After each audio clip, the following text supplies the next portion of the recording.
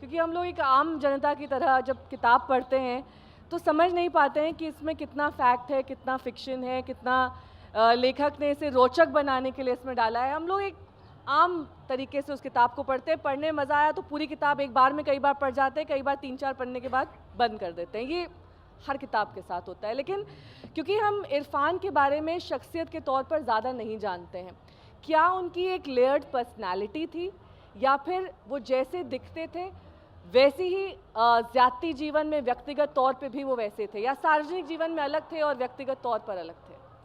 नहीं, ये फर्क तो होता ही है। पर्दे पर जो शख्स दिख रहा मैं होता है, पर्दे की नहीं, मान लीजिए मैं उनका साक्षात्कार कर रही हूँ, हाँ हाँ, उस वक्त इरफान अलग होंगे और जब वो ये डिपेंड करता है कि इंटरव्यू कौन कर रहा है। मेरे साथ उनका परिचय चूँकि 89-91 से था, तो मेरे सामने कोई पर्दादारी नहीं रहती थी। और बेहिचक अगर मेरी किताब देखें तो वहाँ लिखा भी है अनौपचारिक बातचीत। अनौपचारिक बातचीत में साफ दिखता है कि हम लोग विभिन्न पहलुओं पर और बेहिचक बातें कर रहे हैं, ऐसी बातें कर रहे हैं जो आमतौर पर लोग नहीं करते हैं।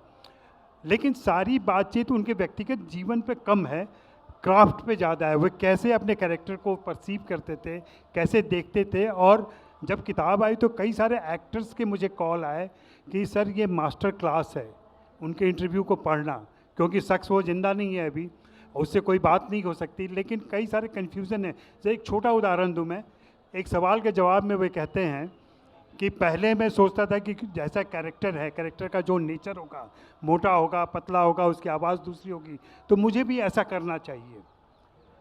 लेकिन 1-2 बार करने के बाद मुझे लग गया कि ऐसा करना बिल्कुल ज़रूरी नहीं है, फिजिक बदलने की कोई ज़रूरत नहीं है। अगर हम उसके मानस में चले जाएं कैरेक्टर के ना, तो हम चाहे जैसे फिजिक के हों वो दिखाई पड़ेगा। और इसका उदाहरण उन्होंने हरी घास पे नीले घोड़े जब उन्होंने किया था प्ले यहाँ पर श्री राम सेंटर में, लेनिन का रोल किया था उस समय उन्होंने। लोगों ने कहा इरफान और लेनिन कैसे, लेनिन छोटे थे, इरफान लंबे थे, लेनिन की शख्सियत अलग थी। उन्होंने कहा कि लेनिन शरीर में नहीं है, लेनिन दिमाग में है, और अगर दिमाग से उतर जाता है पर्दे पर तो हो जाएगा। और ये इतनी बड़ी बात है ना, जैसे पीकू आई थी फिल्म, पीकू आपने देखी होगी, उसके राइटर जूही चावला से मेरी बात हो रही थी। जूही चावला ने बताया कि उन्होंने बहुत सारे संवाद लिखे थे इरफान के लिए, लेकिन इरफान संवाद नहीं बोलते थे, वे अपने एक्सप्रेशन से पूरे संवाद को जाहिर कर देते थे। और ये दिक्कत हो जाती थी अमिताभ बच्चन की, चूँकि उनको क्यों नहीं मिल पाता था, पंक्तियाँ नहीं मिलती थी, तो अमिताभ बच्चन परेशान रहते थे कि अब मैं अपनी लाइन कहाँ से बोलना शुरू करूँगा। तो ये कन्फ्यूज़न होता था। लेकिन जब जूही ने पूछा तुम बोलते क्यों नहीं थे, कहा मैंने कह दिया ना, तुम्हें जो बताना था कि तुम इधर आओ, तो हाथ के इशारा देना, बोलना ज़रूरी थोड़ी है। मैं एक्सप्रेशन से बोल रहा हूँ, तुम इधर आओ। और पर्दे पर समझ रहा, सामने वाला कैरेक्टर भी समझा, दर्शक भी समझा कि उसने उसको इशारा किया, वो आ गया। तो इस तरह की बातें होती हैं। यतिन जी ने बहुत अच्छी बात कही कि जो एक शख्स है उसकी अपनी व्यक्तिगत ज़िंदगी में क्या हो रहा है, नहीं हो रहा है, ये बहुत सारी बातें लोगों ने मुझसे भी कही कि इरफान पर जब मैंने बात की तो उन्होंने कहा आपको पता है कि उनके कितने लोगों के साथ संबंध थे, कितनी लड़कियों के साथ संबंध थे क्या। हमने कहा ये मेरी चिंता का विषय ही नहीं है। आपने काम पर फोकस किया, काम पर फोकस किया, और मैं मिलता रहा हूँ। मैं जर्नलिज्म में भी इसीलिए मैं अलग था थोड़ा सा कि मैं गॉसिप नहीं करता था, जानता हूँ सब कुछ, लेकिन लिखता नहीं, उसमें रस नहीं लेता।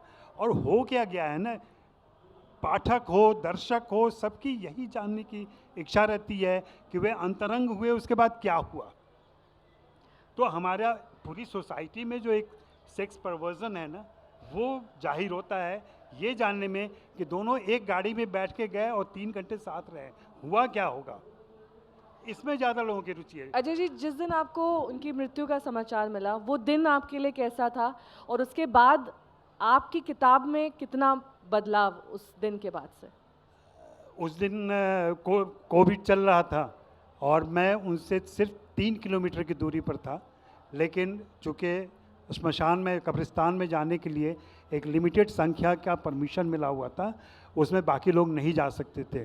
तो जाहिर है जो उनके करीब हैं, तिग्मांशु हैं, विशाल हैं, ऐसे सारे लोग गए, मैं खुद नहीं गया था। इसका मुझे ज़िंदगी भर अफसोस रहा। बाद में मैं हर साल जाता हूँ, उनके कब्र पे जाता हूँ मैं। कोविड उसकी वजह रही? कोविड की उसकी वजह रही, उसकी वजह से नहीं जा सका। लेकिन जब वे बीमार थे तब मैं उनके साथ छेड़खानियाँ करता था। उनकी बुरी फिल्मों की तस्वीरें उनको भेजता था, जिसकी चर्चा आमतौर पर नहीं होती है, और पूछता था उनसे क्या ये तस्वीर याद आ रही है, तो उनको कैरेक्टर के नाम तक याद थे, उन फिल्मों के नाम याद थे। और एक बहुत ही भावुक सा प्रसंग था उसमें, बहुत पहले मैं फ़ोटो भी खींचता था, तो उनके कमरे के जिस एक कमरे के घर में रहते थे वो, उसी में किचन था और उसी में अलमारी भी थी, किताबें भी थी, उसी में बिस्तर था, रहते थे। वो फ़ोटो मैंने लिया हुआ था, वो फ़ोटो मैंने उनको भेजा कि ये फ़ोटो याद है, तो उन्होंने कहा बिल्कुल भैया, भैया कहा करते थे मुझे, हमेशा भैया कहा उन्होंने। ये 10 बाई 10 का वो कमरा है, जब मैं मुंबई आया था तो इसमें रहता था, और इतने सालों के बाद मैं फिर से 10 बाई 10 के कमरे में हूँ अस्पताल में, और एक थैला टंगा हुआ, उसमें 2 किताबें हैं, और मुझे लग रहा है कि ये जो ज़िंदगी में विस्तार किया मैंने रहने की जगह का, वो सब फिजूल है। रहना इतना ही है बिस्तर पे, और ज़मीन पे सो रहा हूँ मैं आजकल में। तो और बहुत ही दार्शनिक होते हुए उन्होंने लंबा फुट नोट्स भेजा था, उस पर वॉइस नोट, और उसमें सारी बात की थी। हाँ, चिट्ठी भी लिखते रहे लगातार, गीता जी वॉइस को नोट याद भी है। लिया। बीमार जब हुए तो उन्होंने वो पत्र मुझे भेजा पत्र था, जो आपको मीडिया भेजा। में सब जगह आया था, वो पत्र भी उन्होंने भेजा। और चूँकि परिवार का रिश्ता था, आना जाना था, तो छोटी छोटी बातें भी उनको याद रहती थी, या मेरी बेटियों को लेकर के, मेरे दोस्तों, मेरी सेहत को लेकर के परेशान रहते थे। बहुत सारी चीज़ें थी। उन शख्स को सिर्फ पर्दे पर देखना और बाकी तरीके से जानना 2 अलग बातें हैं। मैं तो चाहता हूं कि अभी और किताबें करूं उनके ऊपर, और एक किताब पे काम कर भी रहा हूं मैं, जो बहुत ही अंतरंग किस्म का होगा, और उनकी शख्सियत के बारे में किसी के नज़रिए से बहुत सारी चीज़ें सामने आएंगी। वैसे मुझे पूरा यकीन है कि उनकी पत्नी सुतपा ज़रूर उनकी जीवनी लिखेंगी, और तब बहुत सारी बातें सामने आएंगी।